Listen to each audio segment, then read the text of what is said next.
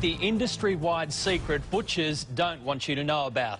Major suppliers have been caught using a special product known as meat glue to stick together scraps of meat to sell as prime cuts. But while this product has been banned overseas, there's no law prohibiting its use here. Here's Rodney Lowe's with this special investigation.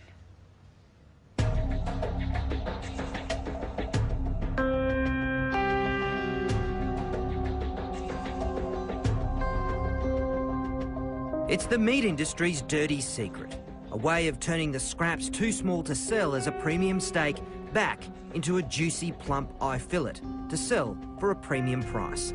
So clever, you'll never tell. Not even an expert can. Before, you didn't even pick that as a join, though, did you? It doesn't even tear through the joint. A bit hard to tell, isn't it?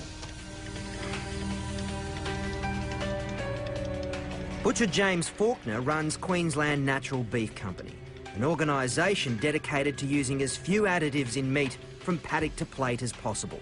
But tonight, he's exposing how some parts of the industry are able to trick their customers and use whatever it takes. Yeah. I've just got some fine diced beef and my special enzyme.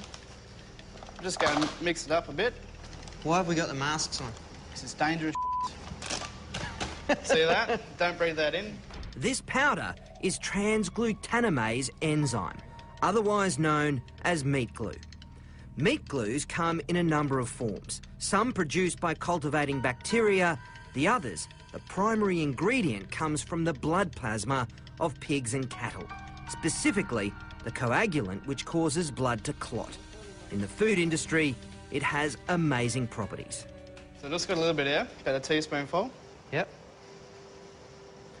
Just over the top like that. And with our gloves on, of course, we mix it up. Then roll it in plastic film and refrigerate. 6 hours later, you have a solid piece of meat. And essentially, you've got a reborn, rebirthed eye fillet. More or less, yeah. Ours uncooked is easy to spot the difference, but cooked is another story. OK, so the meat glue one is on the right and the real McCoy is on the left. And it's not just beef. Pork, lamb, fish and chicken are all stuck back together using this glue. It looks like one piece of chicken. It's unbelievable, isn't it? Yep. But hard to tell, isn't it? Particularly that. On the grill, it's even harder to pick. So that's the real McCoy. Give this a burl.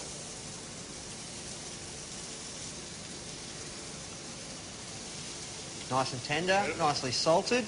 All right, let's go for the meat glue.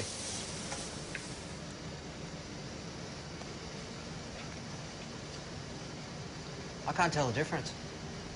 Pretty good, but potentially dangerous. I've sort of got two concerns. One that is well publicised, which is misleading people. The other area is the microbial side. It's why the European Union moved to ban meat glue in May last year. Microbiologist Glenn Pinner. If this food is sold or represented as a solid piece of steak and you cook it rare, you're really leaving yourself open to get food poisoning. Once you glue two pieces together, it's difficult to cook thoroughly those parts that were on the outside but are now on the inside.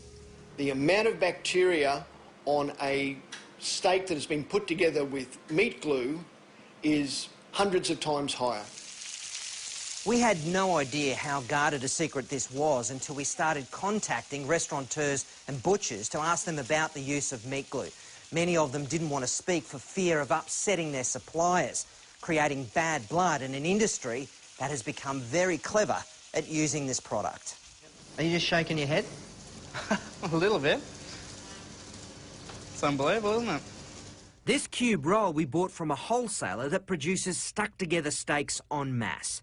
Their effort's so good, James, our butcher, couldn't tell even when it was raw. It's even harder in the restaurant, which are some of the biggest users of glued meat.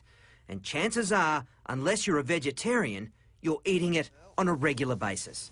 But with current labelling laws, neither butchers nor your local eatery have to tell you you're eating chicken glued together with cow's blood or beef held together by pig.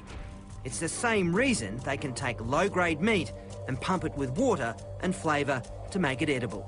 OK, so just after about a minute or two, we've got quite a lot of moisture out of there. And we've lost almost half a kilo. Then the practice of selling mutton as lamb and old cow as prime cut beef. Like this. So old, a meat grader said it was only good for pet mints. You've got yellow fat colour, really dark meat colour. It's definitely off a really old type of animal. In New South Wales, new labelling regulations have just been introduced to help consumers choose quality meat, but it's not compulsory. So for most of us, picking a quality piece of meat is still a shot in the dark.